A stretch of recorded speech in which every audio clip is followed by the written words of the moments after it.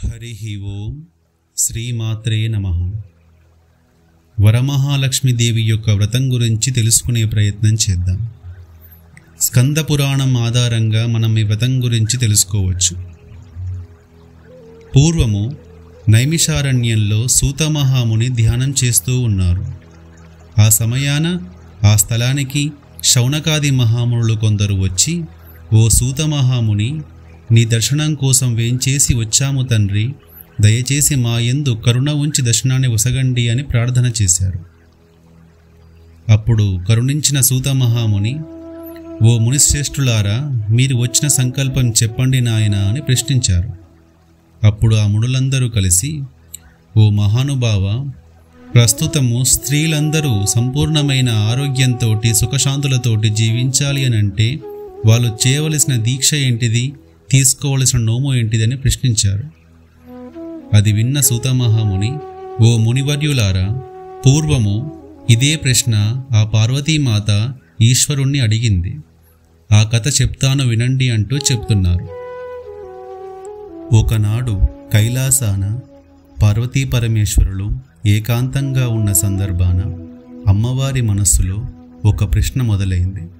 ఆ ప్రశ్నకు సమాధానం కోసం ఈశ్వరుణ్ణి ఇలా అడిగింది, ఓ నాథ, స్త్రీలందరూ జీవించినంతకాలం సంపూర్ణమైన సుఖంతో సంపూర్ణమైన ఆరోగ్యంతో జీవించి మరణించిన తర్వాత ఆత్మ మోక్షాన్ని పొందాలి అనంటే వాళ్ళు ఏ దేవతని ఆశ్రయించాలి స్వామి అని ప్రశ్నించింది.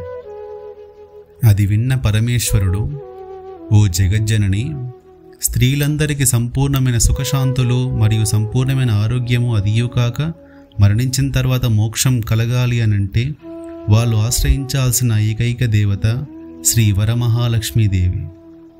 ఆ ఆదిలక్ష్మి కటాక్షం ఉంటే అసాధ్యమైనదంటూ ఏమీ ఉండదు. ఎవరైనా స్త్రీ వరమహాలక్ష్మీదేవి యొక్క వ్రతాన్ని నిష్ఠతోటి సంప్రదాయబద్ధంతో భక్తియుక్తులతోటి చేసినచో వాళ్ళకి అన్ని రకాల సుఖాలు, ఆరోగ్యాలు, అష్టైశ్వర్యాలు కలిగజేయటమే కాకుండా మరణించిన తర్వాత ఆదిలక్ష్మీదేవి తనలోకి ఐక్యం చేసుకుని మోక్షాన్ని కూడా ప్రసాదిస్తుంది. అది విన్న పార్వతీమాత, అవునా నాథ, మరి ఆ వ్రతాన్ని ఎవరు చేయాలి, ఎప్పుడు చేయాలి, ఎలా చెయ్యాలో కూడా తెలుసుకోవాలని ఉంది స్వామి నాకు. ఓ దేవి, ఈ వ్రతాన్ని ముత్తైదువు మాత్రమే ఆచరించాలి. ప్రతి సంవత్సరంలో శ్రావణ మాసంలో పౌర్ణమి కంటే ముందు వచ్చే శుక్రవారం రోజు ఈ వ్రతాన్ని ఆచరించటం శ్రేష్టమైనది. ఆ రోజు కుదరని పక్షాన ఆ శ్రావణ మాసంలో ఏదైనా శుక్రవారం కూడా ఈ వ్రతాన్ని ఆచరించవచ్చు.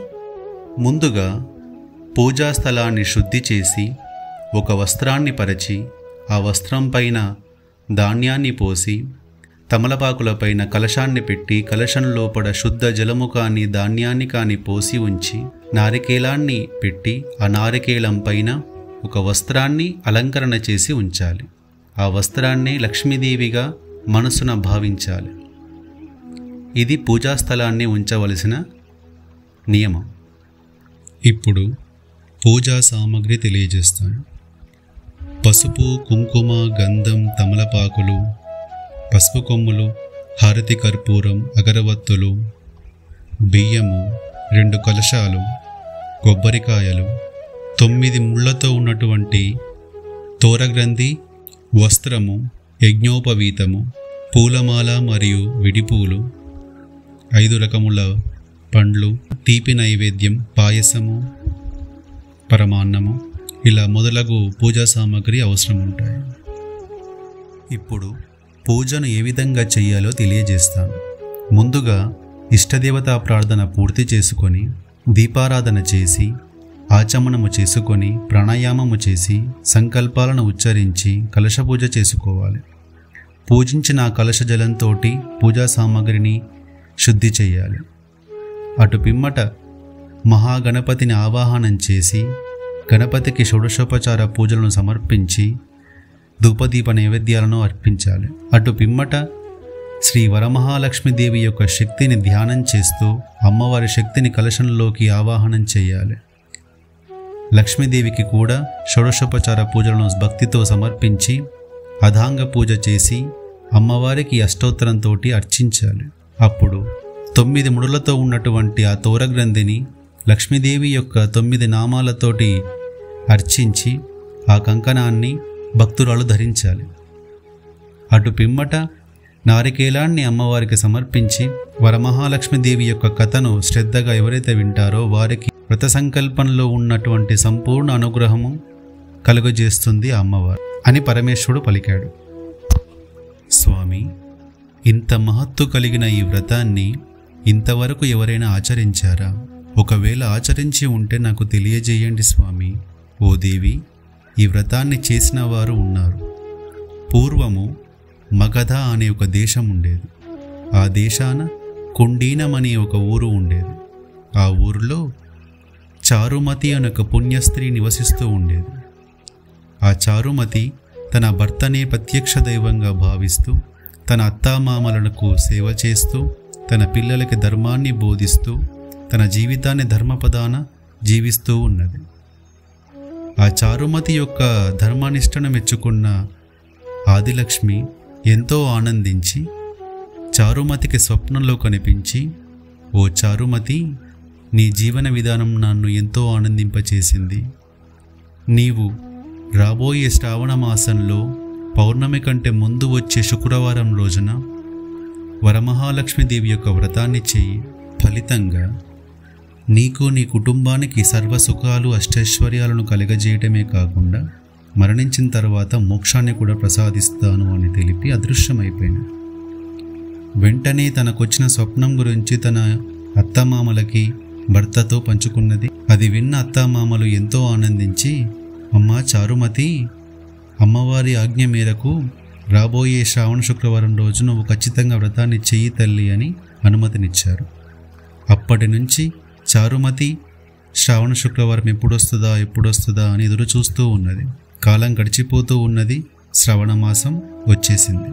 వ్రతానికి ముందు రోజు సాయంత్రము తన వీధిలో ఉన్నటువంటి అన్ని గృహాలకు వెళ్ళి అక్కడ ఉన్న ముత్తైదులకి బొట్టు పెట్టి మరి, రేపు మా ఇంట వరలక్ష్మీదేవి వ్రతాన్ని చేస్తున్నాము, అందరూ వ్రతంలో భాగస్వామ్యం పంచుకొని మా వాయినాన్ని స్వీకరించవలసిందిగా కోరుచున్నాము అని అందరినీ ఆహ్వానించింది. మరుసటి రోజు సూర్యోదయానికి మునిపే నిద్రలేచి కాలకృత్యాలు నెరవేర్చుకొని పూజకు సిద్ధమయ్యి బ్రాహ్మణుని ఆహ్వానించి సంప్రదాయబద్ధంగా నిష్ఠతోటి పూజను మొదలుపెట్టింది. పూజ జరుగుతున్న సమయంలోనే ఆహ్వానించిన ముత్తైదులందరూ పూజాస్థలానికి విచ్చేశారు. పూజ చేస్తున్న సందర్భంలో అమ్మవారి చుట్టూ ప్రదక్షిణ చేయ సంకల్పించిన ఘట్టంలో చారుమతితో పాటు వచ్చిన ముత్తైదులందరూ అమ్మవారి చుట్టూ ప్రదక్షిణ చేస్తూ ఉన్నారు. ఆ సమయంలో వచ్చిన ముత్తైదులందరికీ ఏదో ఒక మానసిక రుగ్మత, శారీరక బాధలు, ఏవోవో సమస్యలతోటి వాళ్ళు బాధపడుతూ ఉన్నారు. అమ్మవారిని నమ్ముకొని చేస్తున్న ప్రతి ఒక్క ప్రదక్షిణలో కొంతమందికి బంగారం లభించింది, కొంతమందికి వెండి పట్టీలు లభించాయి, కొంతమందికి అంగవైకల్యం నశించింది. ఇలా వాళ్ళు బాధపడుతున్నటువంటి మానసిక శారీరక రుగ్మతల నుంచి అమ్మవారు విముక్తుల్ని చేసింది. ఆ తరువాత చారుమతి తోరగ్రంథిని ధరించింది. ఇంత మహత్తు కలిగిన ఈ వ్రతాన్ని ఆచరించిన చారుమతిని చూసి వచ్చిన ముత్తైదువులందరూ మనస్ఫూర్తిగా ఆశీర్వదించారు. చారుమతి కూడా ఎంతో వినయపూర్వకంగా వాళ్ళకి వాయినాలు సమర్పించి వాళ్ళ ఆశీర్వాదాన్ని స్వీకరించింది. పూజ చేసినటువంటి ఆ వేద పండితునికి కూడా శక్తి కొలది దక్షిణ తాంబూలాన్ని కూడా సమర్పించింది. వచ్చిన ముత్తైదువులు తిరిగి ఇంటికి వెళదామని బయటికి వచ్చేసరికి చారుమతి గృహం ముందు గుర్రపు రథాలు, ఏనుగు రథాలు వాళ్ళ కోసం ఎదురు చూస్తూ ఉన్నాయి. ఎంతో ఆనందించిన ముత్తైదులందరూ ఆ రథాల్ని అధిరోహించి ఇంటికి తిరిగి వెళుతున్న మార్గంలో వాళ్ళలో వాళ్ళు ముచ్చటిస్తూ ఉన్నారు. ఎంత గొప్పది చారుమతి, తన స్వార్థం కోసం ఉపయోగించుకోకుండా ఈ వరమహాలక్ష్మీదేవి యొక్క వ్రతాన్ని మనతో కూడా చేయించింది. మనం కూడా మన స్వార్థం కోసం కాకుండా ఈ వ్రతాన్ని మన ఇంట చేసుకుంటూ మనకు తోచిన విధంగా వాయినాలను సమర్పించుకుంటూ మనం కూడా ఈ వ్రతాన్ని రాబోయే కాలానికి అందిద్దాం అని సంకల్పించారు. అలా వాళ్ళందరూ వ్రతాన్ని చేస్తూ జీవించినంతకాలం అన్ని రకాల సుఖాలు అనుభవించి మరణించిన తర్వాత లక్ష్మీదేవి పాదాన్ని చేరుకొని మోక్షలోకాన్ని పొందారు అని ఆ పరమేశ్వరుడు పార్వతీమాతకు చెప్పిన సంగతిని సూత మహాముని శౌనకాది మహాముళ్లకు చెప్పారు. ఇంత మహత్తు కలిగిన ఈ వ్రతాన్ని మీరు కూడా మీ ఇంట ఆచరించి సుఖశాంతులతోటి అష్టైశ్వర్యాలతోటి జీవించాలని నా తరపు నుంచి కూడా ఆదిలక్ష్మిని వేడుకుంటూ సర్వే జనా సుఖినో భవతు. శ్రీమాత్రే నమః. జై శ్రీరామ్.